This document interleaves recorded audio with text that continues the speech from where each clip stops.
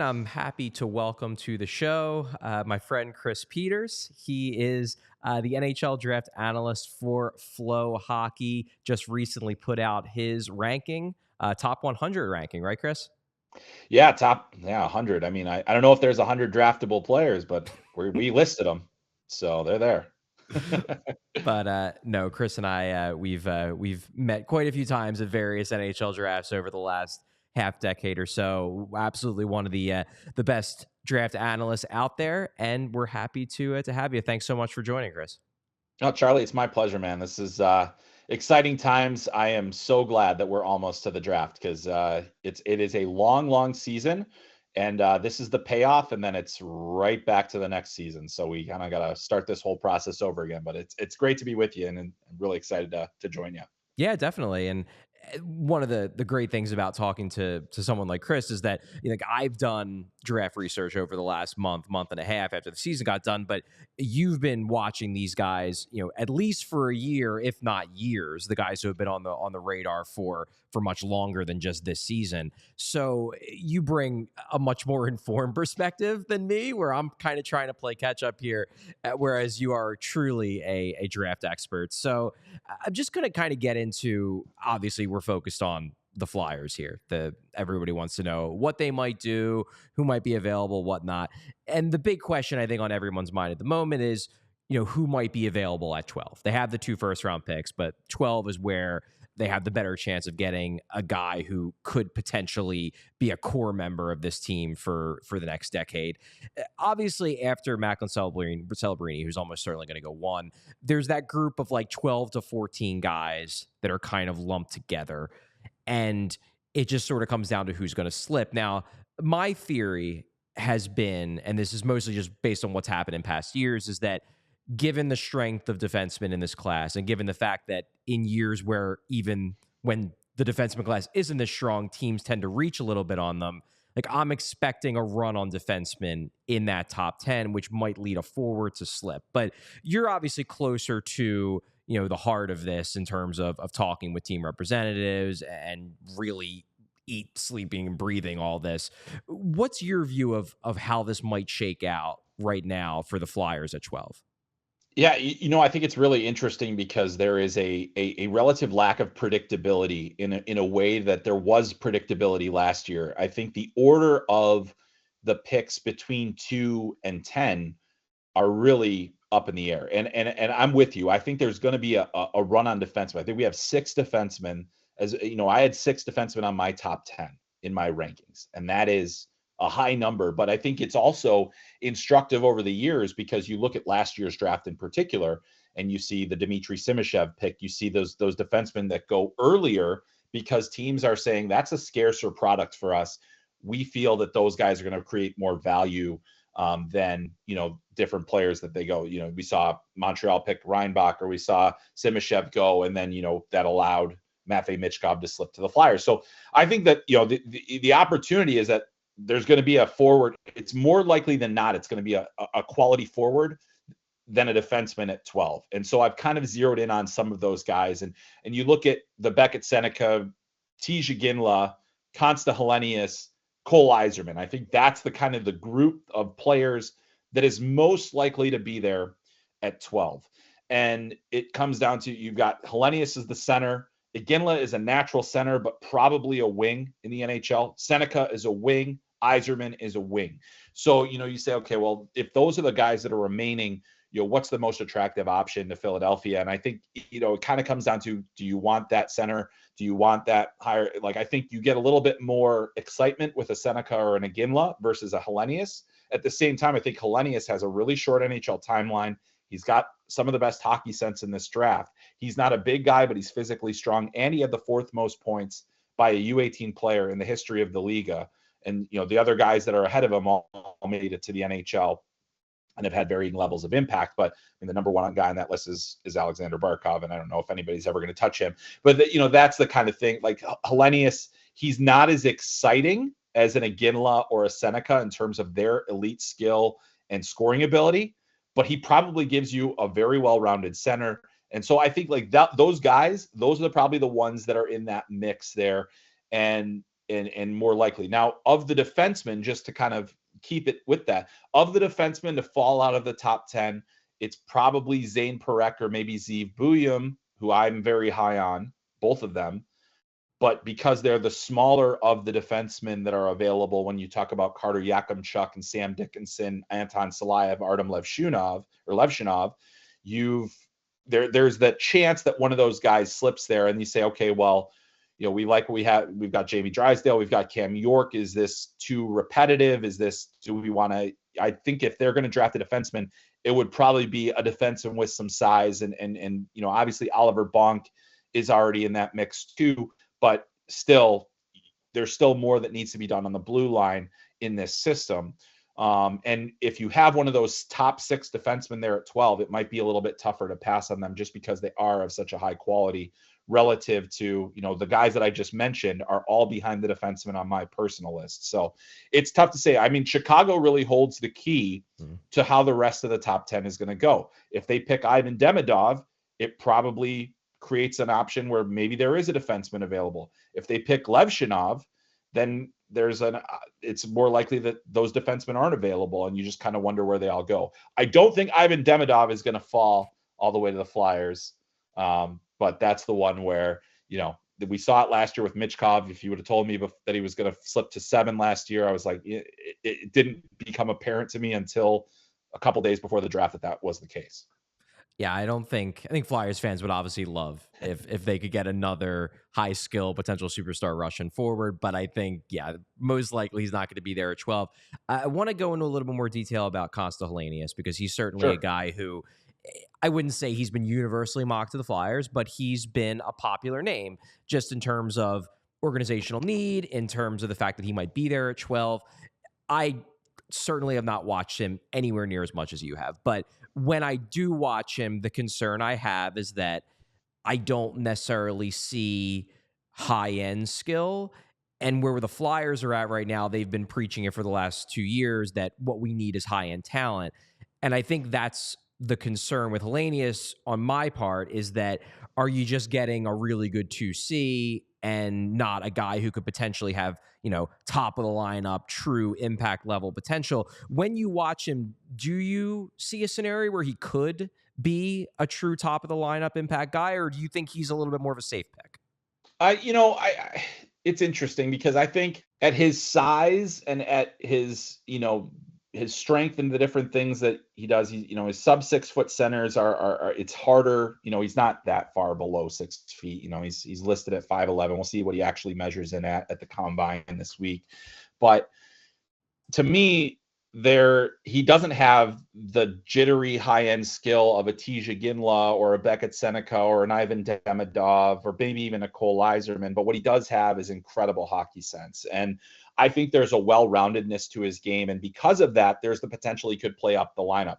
I think when you're picking 12, it's actually pretty hard to figure out which of these guys is going to be a top of the lineup player. You can bet on the upside of an Iginla or a Seneca, but I'm not convinced that they're top of the lineup players either. I think, those second line kind of guys. I mean, obviously there's only so many of those spots in the NHL of top of the lineup players. And we see guys that can kind of move in and out. I think Helenius is probably on the lower end of a guy that has potential to be a top line player. I do think that there's a bit of safety with picking him, because while he might not flash that high-end skill, he is skilled. He has the ability to distribute. He has a really good shot. He has all those tools. I mean, and you look at the production this year, 36 points in 51 pro games as a U18 player in the top pro league in Finland. That is, it is a rare thing to be able to do, and you don't do that without having some natural skill. I think the other thing that's interesting about him is that because he played pro this year, because he played so well, because he played for the World Championships for Finland. I mean, I think 4 U18 players ever have made Finland's national team. Now, they didn't have a great tournament, and he was in and out of the lineup.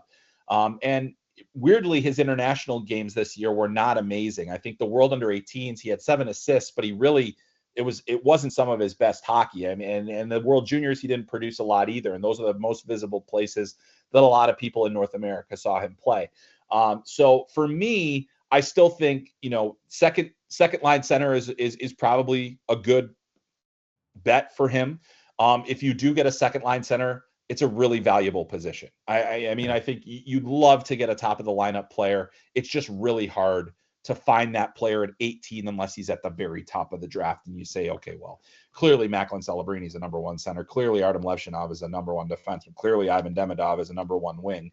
You know, like those are the things that you don't get that certainty really ever in the draft. You think you have it at the top, but you really don't ever get it. So to me, I just think that Helenius is also closer to NHL readiness, which I think it increases his value a little bit. But I just think that the hockey sense is what, to me, is a real separator for him and the guys that I mentioned, like Iginla, Seneca, and Yzerman. And historically, NHL teams, if they think it's close, will pick the center over the guy that's a wing, because there's more value generated from that center position. And that's why I think so many people have mocked Helenius to the Flyers, is because it's where they fall in the draft. And you're not going to get one of those very top tier guys, but you are going to get a guy that fits an organizational need, and also a guy that I think has a short NHL timeline, which is, where the Flyers are going and how competitive they are at the moment. And when Michkov arrives, there's definitely some value to having a player like Helenius in your system. So another guy who you actually haven't mentioned yet, but I know he was the pick that you mocked to the Flyers in the most recent mock draft you did on your YouTube channel, Berkeley Catton. And he's a guy where I know you rank him very highly in your top 100. I think you have him 5th. Number one, is there a reason why you didn't mention him? Are you now getting the sense that he's going to be long gone before 12? And then number two, because this is the big question that I have about Berkeley Catton, because I really like what I've seen from him, but the big question is, can he stick at center, or is he going to be a winger? So first question is, are you getting the sense that he's likely not going to slip to 12? And then second is, do you think he can stick in center, or is he going to move over to wing most likely? Yeah, I think it's probably my own personal bias that I didn't mention him, because I have him so high compared to, so I think that's the thing. Like, is it possible that he falls there? Absolutely it is. I think, when it's a sub 6 foot center, again, you're talking about a guy that could be there. To me, though, I think that, there goes, in terms of the dynamic offensive ability in this class, you've got, Demidov, Celebrini in a similar range, and then Catton would be the next guy for me in terms of that dynamic offensive skill. He's incredibly quick. He drives play. He's got goal scoring ability. I think it's a very reasonable thing to say, hey, maybe he's not a center, but he's a play driver, And I think you look at, we had these same kind of discussions about Logan Cooley in his draft season. And we may continue to have those discussions about Logan Cooley as he progresses his NHL career. But I think that Catton is a very similar player. I'd also liken him to Tim Stützle, where it's a speed game, it's a transition game, it's a high skill game. And that is very valuable in today's NHL. As the league continues to get faster, you need players like Catton who process the game at a high speed, who have that dynamic skill element, who have all of these different things that, he's also very tenacious off the puck. So I don't worry about his size as much, because he's got good work ethic, he's got the pace, and he's got the skill.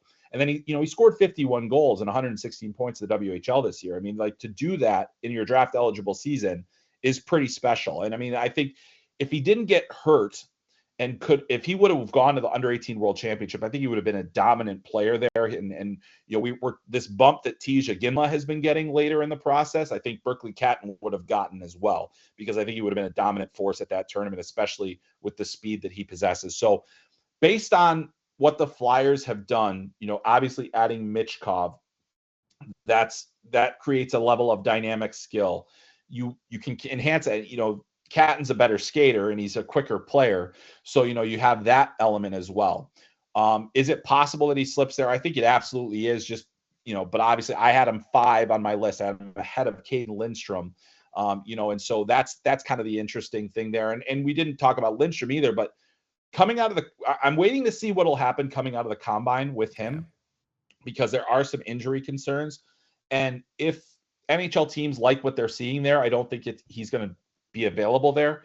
If they don't, maybe he does. And it's like, okay, high risk, high reward kind of potential thing does that happen where he slips out of the top 10? I think it's very unlikely that that happens, but at the same time, it's not out of the realm of possibility because of 6 defensemen that are so highly regarded in this class. So swinging back to that debate about Catton, though, let's say you are a head scout for a team, and the GM comes up to you and says, "Do you think Berkeley Catton sticks at center at the NHL level?" Give me a yes or no answer. Where do you lean on that debate? Yeah. I mean, I think that he can. I think that he can because I see the hockey sense and the speed and the tenacity off the puck, the willingness to play away from the puck, the ability to drive play. The question I think that you're going to have to ask is he going to be able to play that same level of offensive, high octane play as a center, or would he be better served on the wing? And the other thing that I think too, as I look at the NHL, and obviously having a center is really important, a guy that can play center. We watch more teams, and it's kind of the F1, F2, F3, not just in terms of forechecking, but in terms of role on the ice when they're playing. We've seen plenty of wings start lining up and taking faceoffs on their strong side. We've seen plenty. So all those different things kind of come into play. And I think, is he going to be a defensive stopper as a center? No. But can he be a top line scorer? And we say, okay, well, we are already having that debate about Jack Hughes as well. Like, is Jack Hughes a long-term center? Is he going to be, those are the types of things that you have to discuss. I think teams are always going to be more comfortable, and why I think Caden Lindstrom likely goes ahead of Catton in the draft is because they're more comfortable with that bigger center, and there's more of a track record of that bigger center. But as I look at certain guys that can play the position, I think Catton is one of those guys in the modern NHL where it's faster and more skilled. He can be a center long term. So I would I would be saying, yes, I believe he can be a center. And then, it's basically you kind of talk to the whole group. You see who else feels that way. You talk to your crossover scouts. You talk to your assistant GM. You talk to your scouting director. I mean, you will have had that discussion many, many times in your meetings. And so if it was my voice in there, I would say, yes, I think he could be a center in the NHL. Awesome. Moving on, we got just a couple more questions. This is more about the back half of the first round, where we still don't know exactly which number this pick is going to be. It will either be 31 or 32, depending upon the outcome of the Cup final. The Flyers obviously have Florida's pick they got in the Claude Giroux trade. Now, I think the conversation that we've had a lot on the show, and it speaks to what the Flyers themselves have said, what Danny Briere has said, what Keith Jones has said, is that the Flyers need high-end guys. That's what they're lacking most of all. They hope Michkov certainly can be one. If the Flyers, with that last pick or second to last pick in the first round, are going to go for a big swing, high-risk, high-reward type guy, who are some guys that fit that mold that wouldn't necessarily be reaches at that spot? Yeah, it's a great question. I think there's a lot of different players that fit in there. And if you look at the bottom portion of my list, one guy that stands out to me as a player that I think will be available and a player that I think could potentially fit is Matt Gridden from the Muskegon Lumberjacks. He was the leading scorer in the USHL this year. There are definitely some concerns about his play away from the puck, and is the compete level always at the highest level? But he had one of the more productive draft eligible seasons in the USHL since Thomas Vanek, and Matt Coronado, who was picked in the first round by the Calgary Flames a few years back, did have more points, but Gridden's right there. So if you look at the last 20 years, he's one of the top 4 players in terms of draft eligible production in the USHL, a place where it's really hard. And he had a massive swing from year 1 to year 2. He's committed to the University of Michigan. So this is a guy that's going to have a little bit of a time to play, but you look at the scoring ability, the shot, his hand skills, the kinds of goals that he scores. To me, if you're in that range, he gives you a lot of value. I think he's a player that'll be gone earlier in the second round if you don't pick him there. So, you can kind of think maybe we could get him later. But that's a player that I think, hey, I want to take a swing on that. Other guys that kind of fit in there, you probably heard a lot about Dean Letourneau, and he's played prep school this year, a 6'7" forward. There's a chance he won't be there when the Flyers are picking, because I think the teams are intrigued enough by the size profile and the skill that he has that they're going to maybe take that swing a little bit earlier. But that's another one where I think it's a high risk, high reward play. He's not a great skater. He's going to be, he needs more time. He needs more development. I think the level that he played at, it's difficult to judge his, caliber of play. So, and his readiness in terms of, where he's going to go next. He's committed to Boston College. So, it's another guy that's on the college track. And I think that that's attractive just in that you have those opportunities to let that guy develop, and that they're going to a pro factory, and you don't have to get the Cutter Gauthier gun shyness of BC. It wasn't BC's fault that all happened, but that's another player that I think is in that range. And you say, okay, well, that's interesting. One other guy that I want to bring up too, because I think he's fallen down the boards a bit. I don't know if he'll end up being there, but Liam Greentree from the Windsor Spitfires, another big body, high skill, good hockey sense, lack of compete is what has pushed him down the list. And he's not a great skater either. So those two things in concert are often difficult, but he's a big guy that can score, put up big numbers in the OHL, and has clear, good hand skills and clear offensive hockey sense. So those are the types of players that could potentially be there in that range. Maybe, of those guys, I think Gridden is the most likely to still be there. But those are some of the names that I would throw out there. Gotcha. And then I guess the flip side, because I'm looking at what the Flyers did at last draft, because this was the only draft we have really to evaluate what Danny Briere's tendencies are. And similarly, they had 2 first-round picks. The first rounder, they go with the big swing, on Mitchkov. You have the risk in terms of when he's going to come over, things like that. There were some character concerns, but they take the swing on the skill. Then with the second first-round pick, they go a little bit higher floor. They go Oliver Bonk, who I think maybe his ceiling looks higher now than it did then after his really strong season for London. But certainly at the draft, he was viewed more as he's going to make it, but don't expect him to be a first pair defenseman. He doesn't have that kind of upside. If the Flyers were to kind of replicate that and go with a little bit more of a sure thing type, have any names that you think could potentially intrigue them that wouldn't be reaches in that 31, 32 spot? Yeah, I think once you get to 31, 32, it's hard to say that there's a safe option. I think especially in this draft. In this draft, you're saying, well, basically once we get past 20, it could go any which way. I mean, and really that's every draft. This isn't special in that way. So I think especially this year, the gap in consensus in who looks like they're 20 to 40 or 20 to 50 can be really different. And so that's every single year. But if we're looking at guys in terms of, that could make sense there and in that range, one guy I would look at is Adam Kleber from the Lincoln Stars in the USHL. Big right shot defenseman, 6'5", good mobility, going to Minnesota Duluth.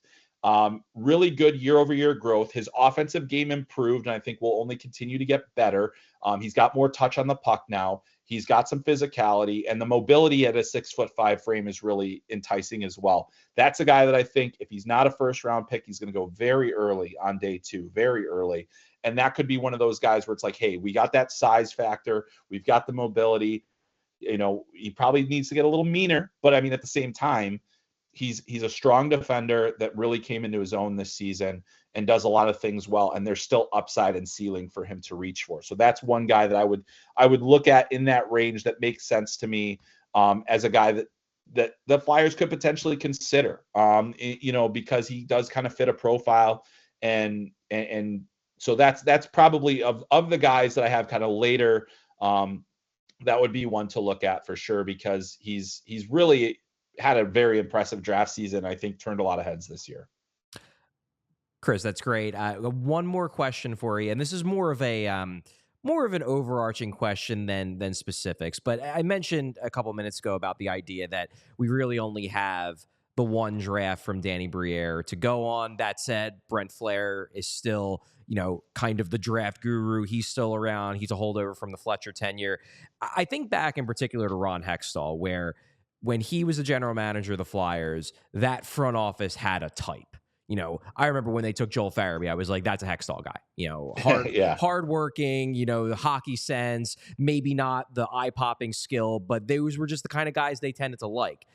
Is it too early to theorize what guys Danny Briere tends to like, or is there when you guys all gossip, when you're talking with scouts and execs and there's chatter, is there a feeling that Briere might tend to lean towards a certain player type, a certain, prioritize certain skills, that people are already picking up on that even a year and a half into his tenure?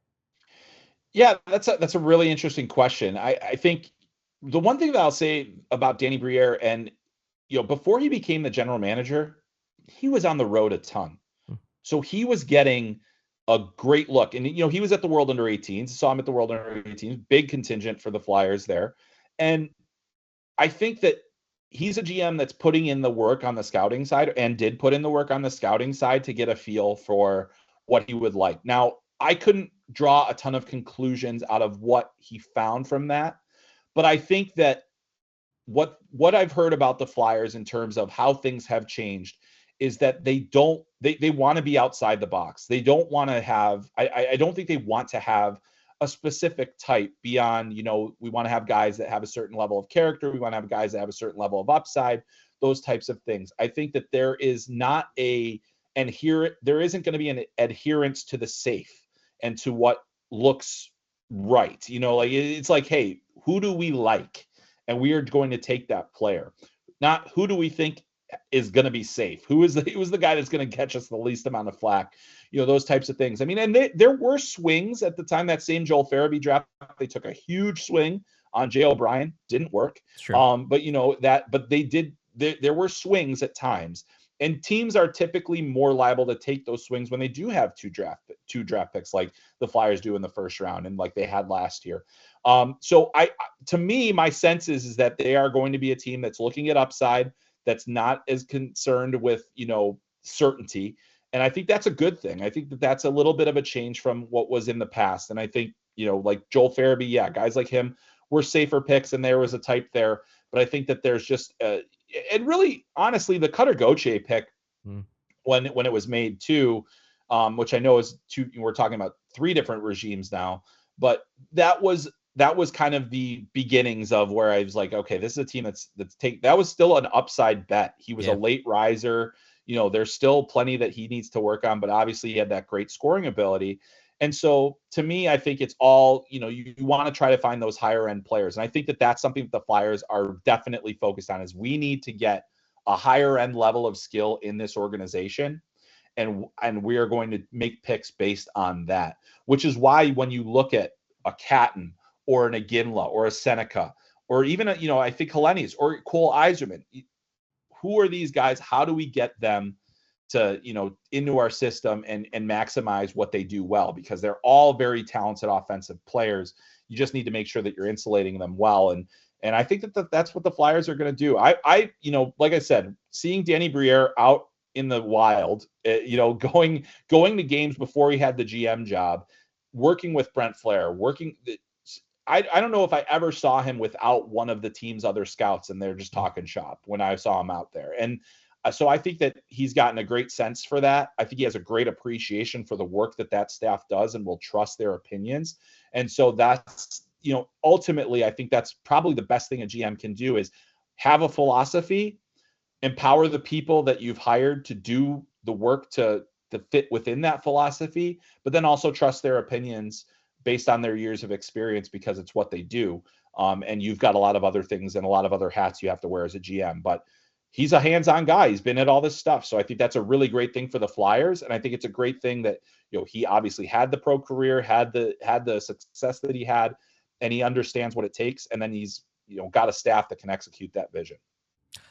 That's great, and that's really good insight, because obviously, I'm not around the the college ranks and the junior arenas the way you are. So that's really cool. It's cool to know that he has, even as GM, putting in the legwork and really, getting down on the ground with the scouts. Chris, this was great.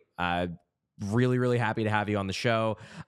Just for everybody who isn't aware, you can get Chris's work at FloHockey.tv. He just released his top 100 prospects. Highly recommend you take a look at that. And then you guys are pretty active on the YouTube channel as well, right? Yeah, absolutely. Got a ton of YouTube stuff. We a lot of video scouting reports, so like Catton, Lindstrom, Iginla, guys that you might want to know about. You've got video scouting reports. We've got some video draft features as well, and then the podcast Talking Hockey Sense that we run is all draft focused for the rest of now until the draft, and even after the draft, and until I go on vacation, which will probably be way too short, and then we start with World Junior Camp July 23rd, 26th. So yeah, so it's all right back to it. But yeah, thanks, Charlie. It's it's great. It's been a lot of fun to come on all the ALLCITY podcasts and talk hockey, because it's really cool what you guys are doing, and it's been a lot of fun. Yeah, thanks so much, Chris, and I will hopefully see you in Vegas. I'll be there. All right. We all silly like the mayor.